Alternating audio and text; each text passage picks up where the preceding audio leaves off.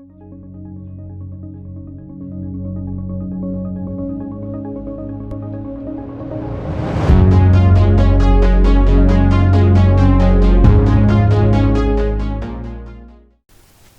everyone, my name is Kartik and my channel is about mental models. In this video I'll be talking about the Hanlon's razor mental model. The word razor has a special meaning. It means that the mental model works by removing or shaving away the unlikely explanations, leaving you with the likely ones. This mental model is defined as never attribute to malice what can be explained adequately by, and there's a few explanations provided, which are stupidity, neglect,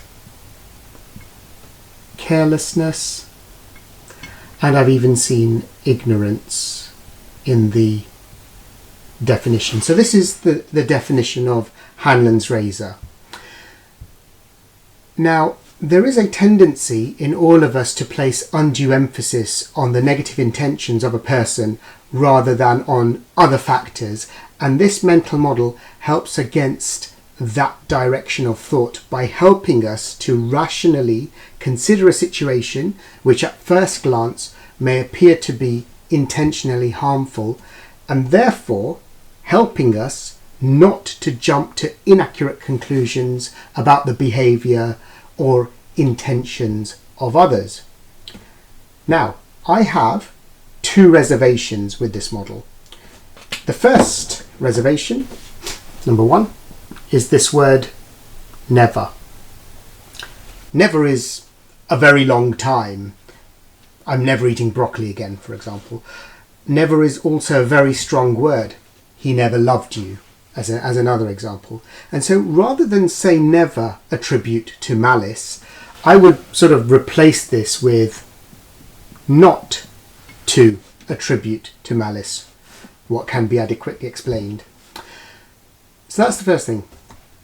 The second reservation I have with this is blinded from true malice. So by that, I mean, semantics aside, let's ignore the word never for a minute. But the more important reservation I have is that this model can blind you from seeing true malicious intent. Now, the vast majority of people have good, positive intentions, and it's other reasons rather than their own intentions that let them down. But there are a small minority of people who want to derail your relationship, want to make your life a misery, and want to cause harm. And this mental model, Hanlon's razor, can blind you from seeing or realizing this because you will shave away that explanation. And so that's my two reservations. I just wanted to sort of mention that up front. But let's go along with this mental model. And how do we use it? So we use this mental model by asking this question. Is there a reasonable alternative explanation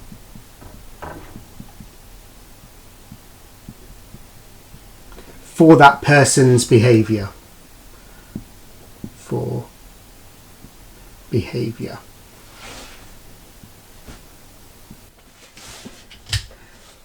So that's the question we ask in each scenario. So let me take three different examples. So example one, which is a very simple one at first. So you call someone and they don't pick up. So You try again, and again, and again, but no answer. So you've called them sort of 4 times. And so you may jump to the conclusion that they don't want to talk to you and they are sort of actively ignoring you. But what you should do with this mental model is ask the question, what is the reasonable alternative explanation? And you may have the following suggestions, such as they are driving, their mobile is on silent so they can't hear the ringtone, or it might be that the mobile is in their handbag so they can't hear it because of that. And so these are reasonable suggestions, and therefore this can eliminate the negative one, that the individual was actively ignoring you. Now, the model, Hanlon's razor, won't give you a definitive answer. It won't say it was this one, but it will provide you with alternative explanations which are not emphasizing the negative intentions. And these are just as likely to be true. So it gives you the view of a different side of the same coin. Now at this stage, it's a good idea to introduce something called the fundamental attribution error.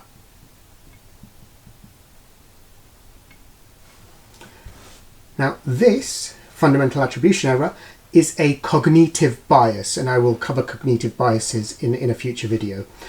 But this is a cognitive bias which is similar to Hanlon's razor, where people underestimate the influence of environmental-based situational factors and overestimate the influence of personality-based factors on someone's behaviour.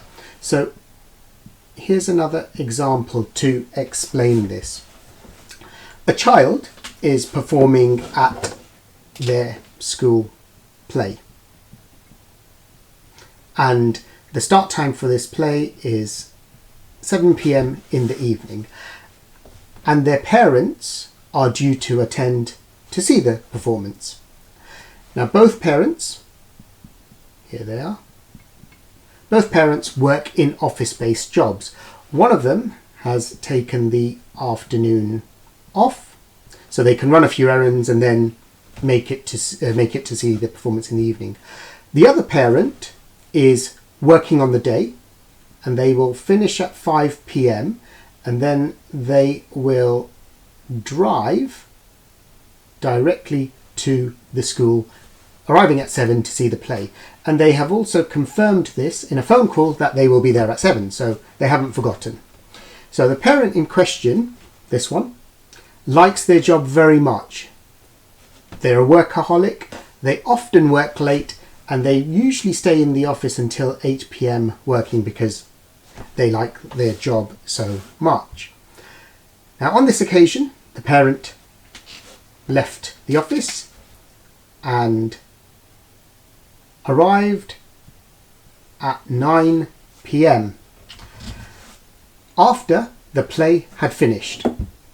So we could jump to the conclusion that the parent may be valuing their work more than their family. So they worked late as normal, and even though they knew that they would probably be late by working later in the office and that it would make their child more upset, they were unaffected by this. So they were willing to cause misery.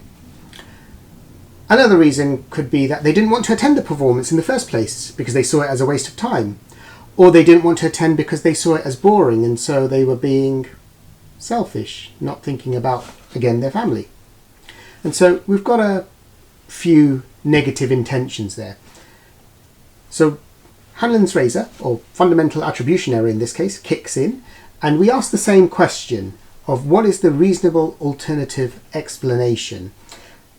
And we have a few plausible reasons. First of all, there could be more traffic than usual.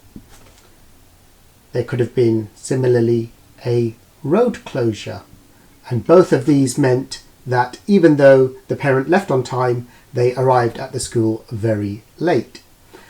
It could be that the car broke down, and so the breakdown services needed to be called to get the engine started, and all that took a lot of time, and so they were again late arriving. Another reason could be there was a sudden downpour. It was raining heavily, and due to the dangerous driving conditions and low visibility, everyone drove a lot slower on the roads, and therefore the parent reached the school much later. Or it could be even a combination of these external factors. And this is the key that I wanted to bring out here, that these are external factors. In a nutshell, what I'm trying to say is that there are potential external factors which could have meant the parent arrived later than usual, or later than was expected, even though they had the best intentions to arrive on time. So because these are external factors, that is linked back to the fundamental attribution error, which is similar to Hanlon's razor. It's not about internal characteristics, it's about external factors beyond the parent's control. Finally, running out of space, I'll try and squeeze it in here. Example 3. There is a very important meeting with senior stakeholders at work. It's my table, it's my senior stakeholders. That's me. And I'm presenting at this meeting. I'm leading this meeting, and I'm due to provide them with an update. And my colleague is preparing the information for me to present. Now, this meeting will give me a lot of good exposure to senior management, and it will help with my career progression and promotion prospects. So it's very important to me. Now, the information that my colleague provides me has a lot of errors in it. And so my presentation does not make the intended impact, and worst of all, it sort of creates a negative impression in the eyes of senior management. So not a good outcome for me. So I could jump to the conclusion that my colleague is trying to deliberately derail my career. They're trying to make my life intentionally difficult.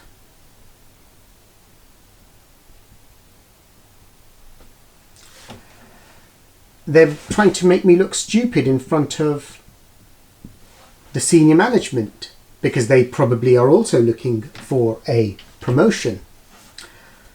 So these are sort of a few negative intentions that I could jump to. But then, just like the previous examples, I asked the same question: is there a reasonable alternative explanation for this behaviour? And I could come up with the following plausible reasons.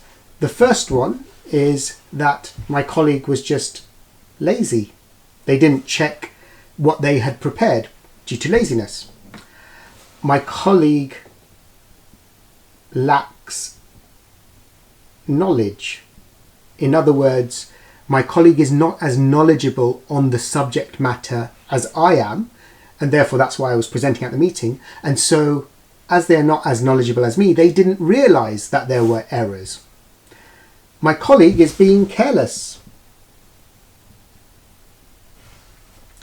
because they're not leading the presentation, so there's no positive or negative impact for them, and so they were just being careless with the information they presented.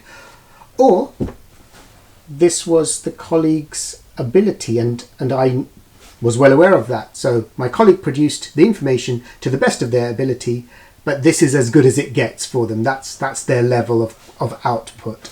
And so we have some other plausible explanations, and one of these reasons of why there were errors in the material could be just as valid as the negative ones. And these ones here are not to do with malicious or bad intentions, which are, as I say, just as plausible. And so this is the question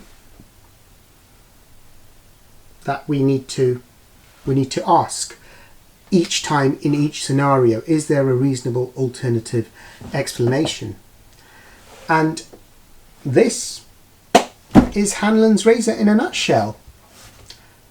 That's all for this video. I hope you enjoyed watching this, and if you did, please like and subscribe to my channel, and I will see you in the next one with another mental model. Thank you. Bye bye.